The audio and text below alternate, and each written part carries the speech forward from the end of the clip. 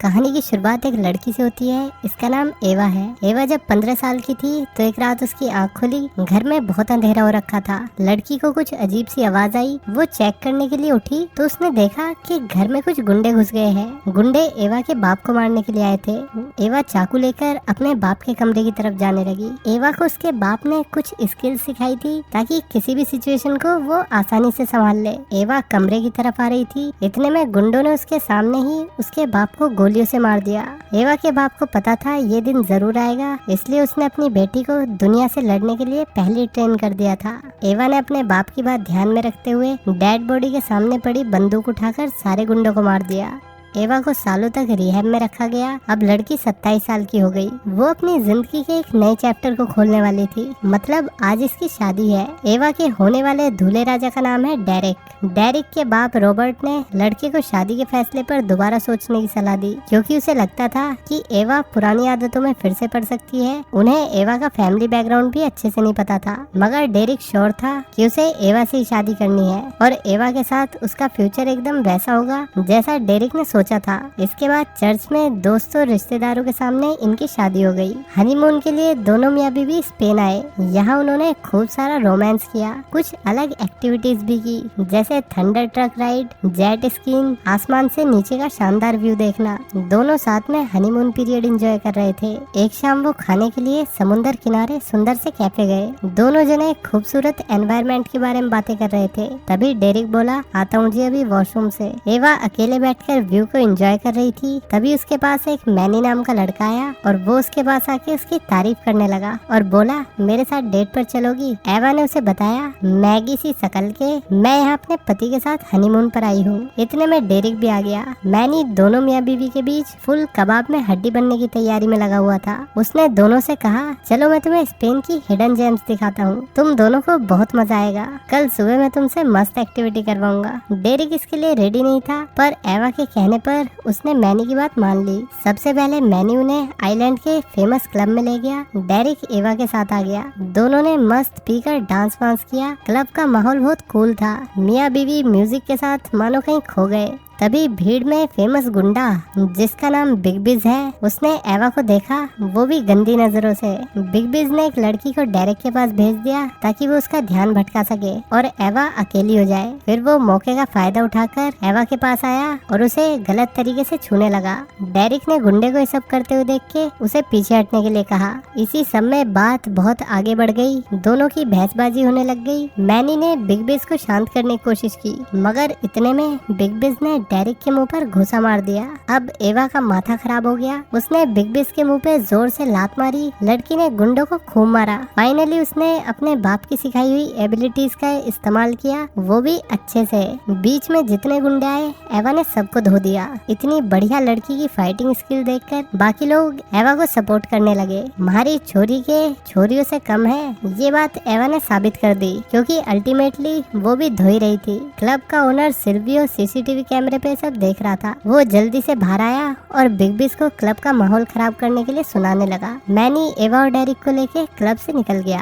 फिर मैनी ने एवा की काफी तारीफ की और बोला, मैंने आज तक किसी लड़की को इतने अच्छे से धोते हुए नहीं देखा। उसने ये भी कहा कि बिग बिज एक खतरनाक गुंडा है, अब उन्हें उससे बच के रहना पड़ेगा। अगले दिन मियाँ बीवी सो रहे थे, तभी इनके दरवाजे पर घंटी बजी। चेक करने पर पता चला कि गेट पर मैनी था। मैनी ने कपल को जल्दी से होटल से निकलने के लिए कहा, क्योंकि बिग बिज उन्हें मारने आ रहा था, वो भी अपनी फौज लेके। मियाँ बीवी पैनिक हो गए कि अब वो क्या करेंगे। तभी मैनी ने हंसकर बोला, ओ मामा मिया, आई एम जोकिंग। मैनी है दोनों को एडवेंचर एक्टिविटी के लिए लेने आया था। इसके बाद वे लोग जिपलाइन एक्टिविटी के लिए आ गए। मैनी ने एवा और डेरिक को ट्रेल राउंड दिखाया। फिर जिपलाइन के लिए एवा गई। उसे थोड़ा डर लग रहा था। फिर डेरिक का नंबर आया। वो जिपलाइन पर गया और एक्टिविटी को फोन में शूट करने लगा। उन्हें इसमें काफी मजा आया, इसलिए मैनी डेरिक और एवा को आइलैंड की सबसे लंबी जिप लाइन पर लेकर आ गया। ये लाइन पूरी 1 माइल की थी, मतलब 1 किलोमीटर से थोड़ा कम। एवा को डर लग रहा था, इसलिए उसने तो मना कर दिया, पर डेरिक ये एक्टिविटी करना चाहता था। यहाँ भी पहले मैनी ने बोनी की। इसके बाद डेरिक जिप लाइन पर चला गया। लड़का वीडियो शूट कर रहा था, सब कुछ बढ़िया जा रहा था, मगर तभी डेरिक ने देखा कि जिप लाइन टूटने वाली है। उसने बचने की काफी कोशिश की, मगर जिप लाइन टूट गई। अब डेरिक तार पर लटक गया। उसकी हेल्प के लिए मैनी जल्दी से दूसरी जिप लाइन लेकर आ गया। दोनों फिर आगे बढ़ने लगे, मगर अनफॉर्चुनेटली डेरिक ज्यादा देर तक मैनी को पकड़ नहीं पाया और वो नीचे खाई में गिर गया। मैनी और एवा बहुत डर गए। एवा भागते हुए नीचे की ओर गई। जो जिपलाइन वाला बंदा था जोजो, उसने जल्दी से एम्बुलेंस को कॉल करके बुला लिया। यहाँ एवा के काफी ढूंढने के बाद डेरिक उसे मिल गया। लड़का बहुत बुरी तरह जख्मी हो रखा था। डेरिक की हालत एकदम सीरियस थी। इसके बाद मैनी और एवा ने डेरिक को एम्बुलेंस में लेटाया। एवा एम्बुलेंस में बैठने लगी, मगर ड्राइवर ने उसे ये कहते हुए मना कर दिया कि हमारे हॉस्पिटल में इंश्योरेंस पॉलिसी का रूल है कि एम्बुलेंस में सिर्फ पेशेंट जाएगा और कोई नहीं। टकले ने हॉस्पिटल का कार्ड एवा को दे दिया और गाड़ी लेके निकल गया। एवा बाइक से एम्बुलेंस के पीछे जाने लगी, पर रास्ते में कार से उसकी टक्कर हो गई। हालांकि कार वाले बंदे ने एवा को हॉस्पिटल तक छोड़ दिया। हॉस्पिटल में रिसेप्शन पर आकर एवा को शौक लगा जब नर्स लीसा ने बताया कि उनके हॉस्पिटल में डेरिक नाम का कोई पेशेंट नहीं आया। एवा ने उसे हॉस्पिटल कार्ड भी दिखाया और एम्बुलेंस ड्राइवर की सारी बात बताई, मगर लीसा ने एवा से कहा कि हमारे हॉस्पिटल की ऐसी कोई पॉलिसी नहीं है कि पेशेंट के साथ उसके घर वाले नहीं आ सकते। सॉरी, पर आप आसपास के हॉस्पिटल में जाके चेक करो। एवा का इस मोमेंट पर दिमाग सुन्न हो गया। वो एकदम अकेली पड़ गई। उसने कई बार डेरिक के नंबर पर कॉल भी की, लेकिन कोई जवाब नहीं मिला। आसपास के हॉस्पिटल में डेरिक को ढूंढने लगी, मगर उसे डेरिक कहीं भी नहीं मिला। अगले दिन डेरिक का बाप रॉबर्ट और बहन सैंडी एवा के पास आ गए। उन लोगों ने पुलिस में कंप्लेंट की। एवा ने फोन में जिपलाइन एक्टिविटी की फोटो भी दिखाई और जोजो के बारे में बताया। साथ में उसने पुलिस वाले को हॉस्पिटल कार्ड भी दिखाया। जल्द ही पुलिस ऑफिसर को पता चला कि आसपास के किसी भी हॉस्पिटल में डेरिक नाम का कोई पेशेंट एडमिट नहीं है। एवा एम्बुलेंस के ड्राइवर के बारे में बताने लगी कि उसने डेरिक के साथ मुझे एम्बुलेंस में नहीं बैठने दिया। ड्राइवर खुद डेरिक को हॉस्पिटल लेके गया।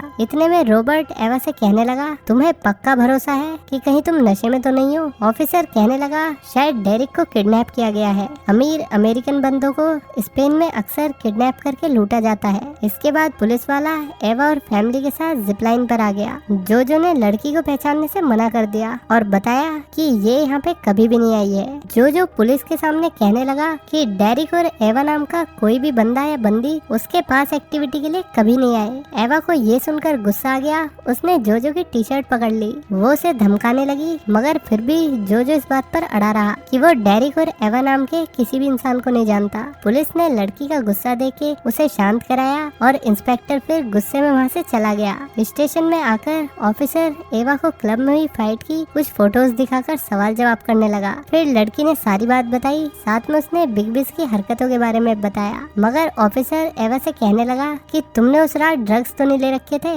कहीं तुम ही तो बिग बिस के साथ मिलकर ये सब किडनैपिंग का ड्रामा नहीं कर रही? एवा को उसकी बातों पर बहुत गुस्सा आया। लड़की ने अब खुद अपने पति को ढूंढने का प्रण ले लिया। सैंडी, एवा और रॉबर्ट तीनों सब जगह डेरिक के बारे में पूछताछ करने लगे, पर कहीं भी उन्हें कुछ पता नहीं चला। घर आकर रॉबर्ट एवा से क्लब की फाइट के बारे में पूछने लगा कि जरूरी था खुद को खतरे में डालना? अब तुम्हारी वजह से मेरा बेटा लापता है। पर एवा कहने लगी, मुझे डाउट है कि पुलिस भी इस सब में शामिल है, वरना अब तक तो उन्हें कोई एक्शन ले लेना चाहिए था। मगर बुढ़े को लड़की पे डाउट था कि डेरिक की प्रॉपर्टी पर कब्जा करने के लिए उसी ने डेरिक को किडनैप कराया है। एवा ऐसा बेबुनियाद इल्जाम सुन के गुस्से में अपने कमरे में चली गई। अगले दिन रॉबर्ट और सैंडी एवा को स्पेन आइलैंड पर ही छोड़कर ये कहकर घर के लिए वापस निकल गए कि अब तुम ही डेरिक को ढूंढकर वापस अमेरिका लाना। इसके बाद एवा जोजो की जिपलाइन एक्टिविटी एरिया आ गई। जोजो अपने ओनर को कॉल करने लगा, मगर इससे पहले ही एवा ने उसको अपने साथ लटका लिया। अब जोजो एवा की जिपलाइन से अटका हुआ था। लड़की ने उसे सब सच कहने के लिए धमकाया। जोजो बहुत डर गया और उसने सच बक दिया कि मैनी ने उसे चुप रहने के लिए कहा था। एम्बुलेंस भी उसी ने बुलाई थी। एवा सच की रिकॉर्डिंग करके पुलिस स्टेशन आ गई। उसने इंस्पेक्टर को फुटेज सबूत के तौर पर दिखाते हुए कहा, अब मैनी को ढूंढो, तभी हमें डेरिक के बारे में कुछ पता चलेगा। मगर ऑफिसर ने दूसरे ऑफिसर से एवा को अरेस्ट करने के लिए कहा, क्योंकि उसने जोजो को जान से मारने की कोशिश की थी। अब एवा दूसरे ऑफिसर पे अटैक करके भागने लगी, पर इतने में बाकी पुलिस वालों ने लड़की को घेर के अरेस्ट कर लिया। अब इंस्पेक्टर ने उससे कहा कि तुम्हें जोजो से जबरदस्ती जुर्म कबूल कराने के इल्जाम में अंदर किया जाता है और आगे की पूछताछ के लिए तुम्हें पोर्टोरिको भेजा जाएगा। एक ऑफिसर एवा को लेकर निकल गया। रास्ते में लड़की ने बाथरूम जाने के लिए कहा। ऑफिसर उसके साथ बाथरूम तक गया। लड़की के हाथ बंधे हुए थे। उसने ऑफिसर की हेल्प मांगी तो वो अंदर भी चला गया। लड़की ने फिर टॉयलेट किया और पुलिस से टिश्यू पेपर मांगा। मौका देखते ही एवा ऑफिसर पे हमला करके क्रूज से भाग गई। एक होटल में कपड़े चेंज करके रात को एवा क्लब में आ गई, जहाँ मैनी उसे और डेरिक को लेकर आया था। तभी एवा ने मैनी को क्लब के अंदर एक लड़की के साथ डांस करते हुए देखा। वो सही मौके का इंतजार करने लगी। जल्दी मैनी वॉशरूम के लिए गया। एवा उसके पीछे गई। उसने गेट बंद कर दिया और मैनी की खूब खातिरदारी करके उससे डेरिक के बारे में पूछा, पर लड़का अब भी कुछ भी बताने को तैयार ही नहीं था। एवा ने मैनी की मुंडी पकड़ के उसे टॉयलेट के पानी में खूब नहलाया। ये हो गई 2 मिनट में मैगी तैयार। फाइनली मैनी बोलने लगा कि उसने ही जोजो से कहा था कि तुम्हें न पहचाने, क्योंकि मैनी को डर था कि पुलिस उसे आइलैंड पर उसके इलीगल तरीके से रहने के लिए अरेस्ट कर लेगी। एवा ने उसे एक स्केच दिखाकर एम्बुलेंस ड्राइवर के बारे में पूछा। मैनी ने फोटो देखकर बताया कि इनमें से ओमार है और एक टीटो, दोनों ही इस एरिया के बड़े गैंगस्टर्स है। एवा ने इन बंदों के एड्रेस पूछे। मैनी ने लड़की से प्रॉमिस किया कि वो उन्हें ढूंढने में उसकी मदद करेगा, मगर आज रात नहीं, कल सुबह। मैनी एवा को अपने घर ले आया। उसकी माँ को लगा एवा मैनी की गर्लफ्रेंड है, मगर मैनी ने सब क्लियर कर दिया कि वो बस उसकी दोस्त है। सुबह होते ही दोनों डेरिक को ढूंढने निकल गए। दोनों अलग अलग जगह जाकर लोगों से सवाल जवाब करने लगे, पर किसी को डेरिक के बारे में कुछ नहीं पता था। तभी लड़की ने दीवार पर एक पोस्टर देखा। उसमें ऐसा ही निशान बना था जैसा ओमार के हाथ पर टैटू था। उसकी आज रात एक जगह फाइट होने वाली थी। दोनों जने कार में बैठ के लोकेशन पर आ गए। मैनी ने एवा से कार में वेट करने के लिए कहा। अंदर आकर मैनी एवा को वीडियो कॉल पर दिखाने लगा कि ओमार और टीटो कौन है। तभी मैनी ने देखा कि टीटो एक लड़की के साथ क्लब से बाहर जा रहा है। उसने जल्दी से एवा को अपडेट दे दी। एवा टीटो की कार का पीछा करने लगी। लड़की ने मैनी को पीछे ही छोड़ दिया। ड्राइविंग करते करते एवा ने अपनी लोकेशन मैनी को भेज दी। अब एक जगह आकर टीटो की गाड़ी रुक गई। वो एक बेकार पुरानी बिल्डिंग की तरफ जाने लगा। एवा उसके पीछे ही थी। टीटो ने एक पॉइंट पर देख लिया कि एवा उसका पीछा कर रही है। उसने लड़की पर बेसबॉल बैट से अटैक कर दिया, मगर हमारी लोंडिया पहलवान है, वो टीटो के हमले से बच गई। फिर एवा ने टीटो की खूब सुताई की और उसे कमरे में लाकर उससे डेरिक के बारे में पूछने लगी, मगर टीटो ने कहा कि उसे कुछ नहीं पता। जब उसने टीटो के पेट में तेज धार वाले हथियार से मारा तो ये दर्द टीटो को बर्दाश्त नहीं हुआ और फिर वो एवा को सच बताने लगा। उसने कहा कि मुझे ज्यादा तो नहीं पता, पर हाँ, ओमार को किसी ने पैसे दिए थे, तभी उसने तुम्हारे पति को एम्बुलेंस से एक खास लोकेशन पर छोड़ा था। लड़की ने टीटो के फोन से ओमार को टेक्स्ट मैसेज करके मिलने के लिए बुलाया। जब ओमार लोकेशन पर आया, एवा ने उसकी गुद्दी पकड़ ली, मगर टकला बहुत स्ट्रॉन्ग था। उसने एवा को दबा लिया। अपने बचने के लिए लड़की को उसे मजबूरी में शूट ही करना पड़ा। अब ओमार मर गया। इसी के साथ एवा के पास डेरिक की इंफॉर्मेशन जानने का सोर्स भी खत्म हो गया। अगले सीन में हम देखते हैं एवा जेल में थी। इंस्पेक्टर और उसकी बहस हो रही थी। ऑफिसर ने लड़की को बताया कि तुम्हें जल्दी ही हाई अथॉरिटीज में पूछताछ के लिए सौंप दिया जाएगा, मगर एवा उससे बार बार एक ही बात कह रही थी कि डेरिक अभी भी जिंदा है। ये बात तो टीटो ने एक्सेप्ट की थी कि उन्होंने ही किसी के कहने पे डेरिक को एक स्पेसिफिक लोकेशन पे छोड़ा था, पर इंस्पेक्टर उसकी एक बात भी सुनने को राजी नहीं था। उसने लड़की को हेडक्वार्टर्स भेजने के लिए कार में बैठा दिया और बोला, तुमसे टीटो और ओमार के मर्डर में वहाँ जितनी पूछताछ की जाए सब बता देना। साथ ही ऑफिसर ने लड़की से कहा, डेरिक का बाप रॉबर्ट और बहन सैंडी भी तुम्हें ही डेरिक की मौत का जिम्मेदार मानते हैं। वो चाहते हैं कि तुम्हें कड़ी से कड़ी सजा मिले। पुलिस वैन अब एवा को लेकर निकल गई। रास्ते में एवा सोचने लगी, अगर वो अभी नहीं भागी तो उसे कभी डेरिक के बारे में पता नहीं चल पाएगा। हेडक्वार्टर्स से थोड़ी दूर पुलिस वैन रुक गई। एवा समझ गई कि उसे हेडक्वार्टर्स नहीं ले जाया जा रहा, बल्कि उसे तो रास्ते में ही खत्म करने वाले हैं। ऑफिसर रास्ते में एक गड्ढा खोदने लगा। अब लड़की को पक्का भरोसा हो गया कि इस कॉन्स्पिरेसी में पुलिस भी शामिल है। लड़की ने जल्दी से अपने अंगूठे की हड्डी पिचकाकर हथकड़ी से अपना हाथ बाहर निकाल लिया। जब एक ऑफिसर उसकी तरफ आने लगा, एवा ने उसकी गर्दन दबाकर उसे मार डाला। दूसरे ऑफिसर का भी लड़की ने खेल खत्म कर दिया। फिर एवा ने इंस्पेक्टर को कॉल करके कहा कि अपनी बेटी के कमरे में आ जाओ। ऑफिसर ने अपनी गन ले ली। इंस्पेक्टर जल्दी से अपनी बेटी के कमरे में गया। एवा वहाँ उसका वेट कर रही थी। फाइनली अपनी बेटी को खोने के डर से उसने सच बताना शुरू किया। जिस डॉक्टर ने डेरिक का इलाज किया उसने ड्रग्स ले रखे थे, इसलिए ऑपरेशन के टाइम डेरिक को बचा नहीं पाया। और इंस्पेक्टर उसकी मदद इसलिए कर रहा था क्योंकि इंस्पेक्टर ने कई साल पहले एक लड़की को प्रेग्नेंट कर दिया था और डॉक्टर ने उसका एबॉर्शन करके इंस्पेक्टर को एक बड़ी मुसीबत से बचाया था। इसलिए डॉक्टर ने अब बदले में इंस्पेक्टर की हेल्प मांगी, जिसे वो मना नहीं कर पाया। सारी कहानी सुनने के बाद एवा ने ऑफिसर को 2 ऑप्शन दिए, जिनमें पहला था गन से मरना और दूसरा था बाथरूम में जाकर खुद अपना हाथ चाकू से काटकर मरना। आदमी ने सेकंड ऑप्शन चुना क्योंकि आज उसका पेट भी साफ नहीं हुआ था। एवा मैनी के घर आ गई। उसने मैनी को डेरिक की मौत की खबर सुनाई। मैनी लड़की को कंधा देने लगा। एवा ने उसे पुलिस और डॉक्टर की मिलीभगत के बारे में बताया। फिर मैनी ने एवा को अमेरिका वापस जाने के लिए कहा और जितनी भी अरेंजमेंट होगी वो कल सुबह तक करवा देगा। मगर लड़की के कुछ और ही प्लान्स थे। अगली सुबह वो हॉस्पिटल में आ गई जहाँ डेरिक का इलाज किया गया था। लड़की ने हॉस्पिटल की रिसेप्शनिस्ट लिसा को उठाकर उसे मार मार के बेहोश कर दिया। इसके बाद एवा ने उसका आई कार्ड चुरा के लड़की को कार की डिग्गी में डाल दिया। एवा कार्ड लेकर अंदर चली गई। उसने डॉक्टर पर हमला कर दिया और सारी बात बताने के लिए कहा। बंदूक देखकर डॉक्टर डर गया। वो लड़की से कहने लगा, अपने पति को सही सलामत देखना चाहती हो तो मेरी कही हुई बात मानो। तभी लड़की ने सिक्योरिटी कैमरे में देखा कुछ गुंडे डेरिक को हॉस्पिटल के अंदर ला रहे थे। लिफ्ट से बाहर आते ही एवा ने डेरिक के साथ सिल्वियो को देखा, जिसका मतलब था कि इस पूरी कॉन्स्पिरेसी के पीछे बिज नहीं, क्लब ओनर सिल्वियो था। एवा प्लान के अकॉर्डिंग डॉक्टर के साथ नर्स बन के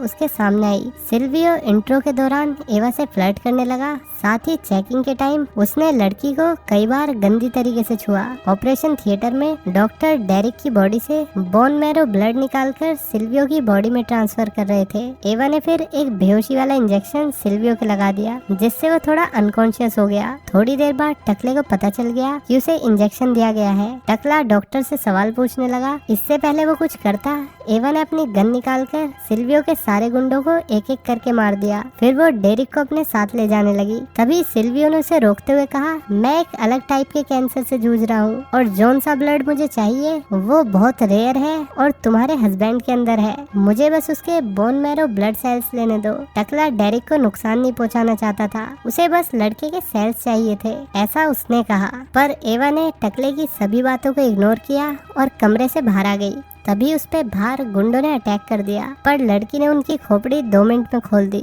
एवा डेरिक के साथ लिफ्ट से नीचे जाने लगी। लिफ्ट में उसने डेरिक को अपने साथ देखकर चैन की सांस ली। वो उसे जिंदा देखकर बहुत खुश थी। मियाँ बीवी नीचे आ गए। इतने में सिल्वियो भी नीचे आ गया। एवा ने उसके पीछे रखे सिलेंडर पर गोली चला दी, जिससे वहाँ एक जोरदार धमाका हुआ। टकले का एक पैर भी जल गया। एवा ने जल्दी से टकले को गन पॉइंट पर लिया और वहाँ से डेरिक के साथ कार में बैठ के निकल गई। ड्राइविंग करते करते एवा ने मैनी को अपनी लोकेशन बताई। इधर डेरिक ने टकले पर बंदूक टांगी हुई थी। सिल्वियो डेरिक को पिन मारने लगा कि बंदी के पीछे छुप कर बैठे हो, मर्द के बच्चे हो। इस पे डेरिक ने कहा कि मैं औरत का बच्चा हूँ। बात तो सही है। डेरिक को गुस्सा आ गया। मौका देखते ही टकला गाड़ी से कूद गया। रेंग रेंग कर वो एक पास में खड़ी कार में बैठकर कपल के पीछे जाने लगा। यहाँ मैनी के छोटे दोस्तों ने डेरिक और एवा की मैनी तक पहुँचने में मदद की। कुछ बच्चों ने टकले को रास्ते में रोकने के लिए उसकी कार पर नारियल भी फेंके। इधर मैनी दोस्तों की मदद से बैम्बू राफ्ट पे डेरिक को